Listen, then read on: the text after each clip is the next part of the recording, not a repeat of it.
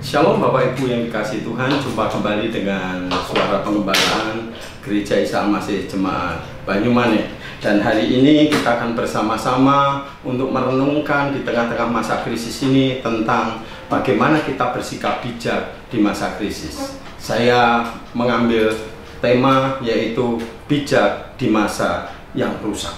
Kondisi ini saudara yang dikasih, masa krisis atau masa rusak itu, apakah itu adalah masa yang tidak nyaman bagi saudara?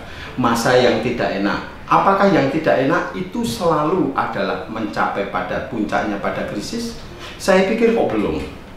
Atau mungkin tidak bisa disebut berkata bahwa keadaan yang tidak enak itu sama dengan krisis.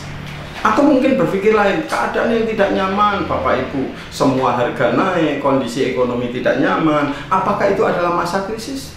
Belum tentu. Jadi kalau saya berpikir tentang krisis, maka yang dipikirkan adalah apakah krisis itu, maka yang dipikirkan adalah tentang bagaimana respon kita terhadap ketidaknyamanan, terhadap ketidakenakan terhadap kondisi kita, terhadap segala sesuatu. Respon kita terhadap hal itu apa? Itu yang menyebabkan kita krisis. Jadi krisis bukan sebuah keadaan, tetapi sebenarnya adalah respon yang saudara dan saya hadapi. Namun bagaimana kita bijak di masa-masa krisis? Bagaimana kita berhikmat di masa krisis? Nats Alkitab yang hari ini kita renungkan ada di dalam Mazmur pasal yang ke-90. Sebenarnya ayat 1 sampai yang ke-17, namun saya hanya ingin membaca pada ayat yang ke-12 yang berkata demikian. Ajarlah kami menghitung hari-hari kami sedemikian, hingga kami beroleh hati bijaksana. Saudara yang dikasihi Tuhan, di masa krisis memang sangat dibutuhkan yang namanya hikmat. Bukan dibutuhkan dengan soal bagaimana dapat uang banyak, materi yang berlimpah. Itu bukan sesuatu kebutuhan, tapi kebutuhan dasar di masa krisis itu adalah hikmat.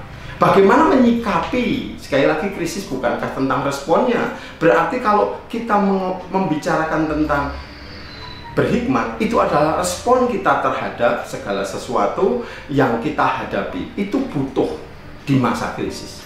Sebab kalau kita tidak berhikmat, kita akan keliru meresponi terhadap masa krisis. Mengapa kita perlu itu? Perlu akan adanya hikmat. Kalau saudara membaca bagian Alkitab kita, yang menarik itu adalah pada bagian ayat-ayat seperti ayat yang ke-7, 8. Mengapa kita butuh hikmat Tuhan? Karena di masa krisis, hidup kita itu perlu sadar bahwa kita itu berumur pendek. Sungguh, kami habis lenyap karena murka-Mu.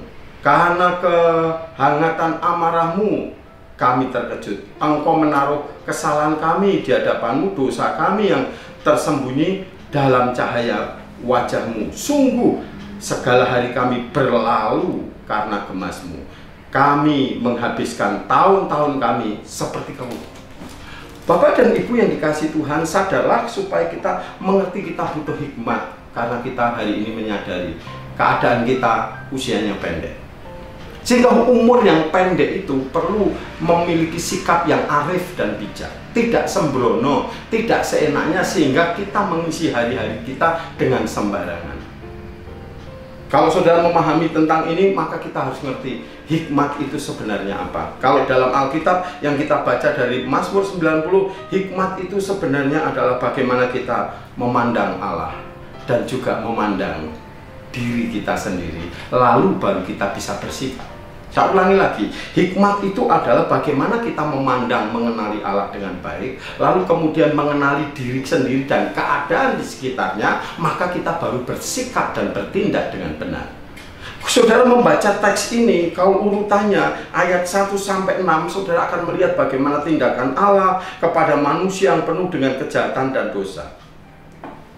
Dan itu dipaparkan, ngertilah Allah itu seperti itu, terhadap dosamu, maka dia murka. Tetapi ayat yang ke-7 sampai 10 itu baru berbicara tentang bagaimana manusia itu di hadapan Allah yang sedang murka itu. Maka dia harus menyadari diri sendiri dan mengapa alam semesta ini penuh dengan banyak sekali tantangan, kesulitan dan lain sebagainya, maka dibutuhkan sikap itu adalah sikap berhikmat. Jadi hari ini kalau kita mengerti hal itu, maka saya hanya ingin katakan, raihlah hikmat. Bagaimana caranya? Hikmat diperoleh dengan cara seperti ayat 12. Ajar kami menghitung hari-hari kami. Apa itu menghitung hari-hari? Menghitung hari-hari itu adalah sikap kita mengevaluasi apa yang sudah kita lakukan dan akan apa yang kita lakukan ke depan.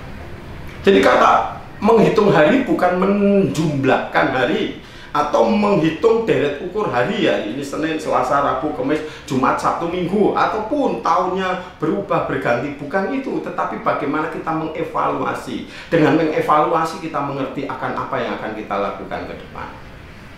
Dan kalau kita mengerti apa yang kita lakukan ke depan, maka kita akan bersikap dengan penuh hikmat. Berapa banyak setiap hari saudara dan saya menghitung hari kita, mengevaluasi.